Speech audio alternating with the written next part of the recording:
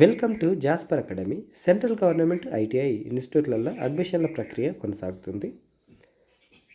మహిళలు విద్యానగర్, రామంతపూర్, విద్యానగర్ జనరల్. ఏమేమి ట్రేడ్స్ ఉన్నాయి అంటే architecture, draughtsman, IOT, information technology, artificial intelligence. వ్యవధి అర్హత 10th. సీట్ల సంఖ్య ఈ విధంగా ఉంది. విద్యా సంవత్సరం మొదటి రోజు నాటికి 14 సంవత్సరాల వయసు గమనిక మహిళా అభ్యర్థులు మొదటి ప్రాధాన్యత ఇస్తారు. స్పెసిఫిక్గా ఇది మహిళల కోసమే కాబట్టి మహిళా అభ్యర్థులకు ఫస్ట్ ప్రయారిటీ ఇస్తారు. National skill training institute, Ramanthapur. దీంట్లో ట్రేడ్స్ ఏమున్నాయంటే technician, medical electronics, AI, drone pilot junior, drone technician, technician electronics system design and repair, semiconductor technician. వ్యవధి డ్యూరేషన్ ఇన్ని నెలలు, సంవత్సరాలు ఉంది. అర్హత 10th క్వాలిఫికేషన్ మీద. సెమీ కండక్టర్ టెక్నీషియన్ మాత్రం 12 ఇంటర్ ఎంపీసీ క్వాలిఫై అయి ఉండాలి. ఇకపోతే క్రమసంఖ్య 4-6 కోసం విద్యా సంవత్సరం మొదటి నాటికి 16 సంవత్సరాలు, విద్యా సంవత్సరం మొదటి రోజు నాటికి అంత ఏజ్ ఉండాలి.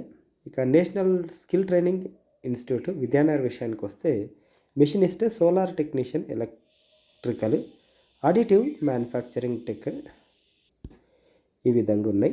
అర్హత, సీట్ల సంఖ్య ఈ విధంగా ఉన్నాయి. కోర్సు ఫీజు వివరణ ఈ విధంగా ఉన్నాయి. సంవత్సరానికి 2445. జనరల్ ఓబీసీ కేటగిరీ బాలికలకి అయితే జనరల్ ఓబీసీ వాళ్ళకైతే 645, ఎస్సీ ఎస్టీ వాళ్ళకైతే 945, ఉమెన్స్కి అయితే 345. హాస్టల్ ఫీజు అన్ని వర్గాలకు ఉంటుంది. 1200, నెలకు 100 ప్లస్ 50 సర్వీస్ ఛార్జ్ ఉంటుంది. సంవత్సరానికి ఓవరాల్గా 1250.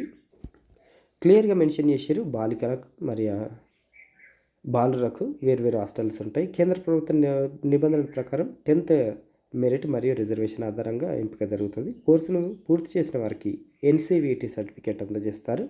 100% ప్లేస్మెంట్ సాయం కూడా ఇస్తారు. బాలికా శిక్షార్థులకు ట్యూషన్ ఫీజు లేవు.